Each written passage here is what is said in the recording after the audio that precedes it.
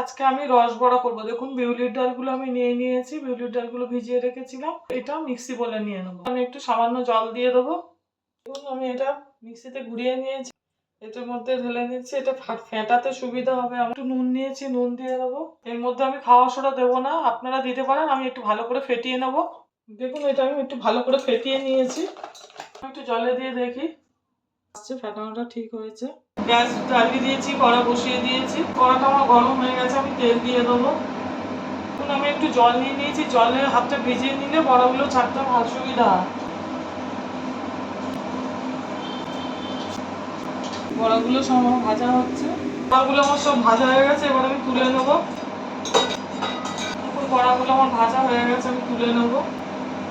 এখন আমি হাঁড়িতে জল নিয়ে নিয়েছি, হাঁড়িটা বসিয়ে দেবো। এটা আমি বসিয়ে দিয়েছি, জল খুব গরম হয়ে গেছে। দেখুন নতুন গুড় নিয়েছি, নতুন গুড় দিয়ে দেবো। গুড় দিয়ে দিয়েছি, জলটা ফুটছে। আমি কিন্তু এটাকে বেশি চিটচিটে করবো না। দেখুন গ্যাসটা এবার আমি অফ করে দেবো। জলটা আমার এখনো গরম আছে, আমি গরম থাকতে থাকতে বড়াগুলো ওর মধ্যে আস্তে আস্তে দিয়ে দেবো। ঢাকাটা দিয়ে ঢেকে দেবো। দেখুন রস বড়াগুলো আমার হয়ে গেছে। ছোট পাত্রে নিয়েছিলাম, বড় পাত্রে নিয়ে নিয়েছি। দেখুন বড়াগুলো সব ভিজে গেছে, একটু দেখিয়ে দেবো। বড়াগুলো আমার কত সুন্দর হয়েছে, আমি কেটে দেখিয়ে দিচ্ছি।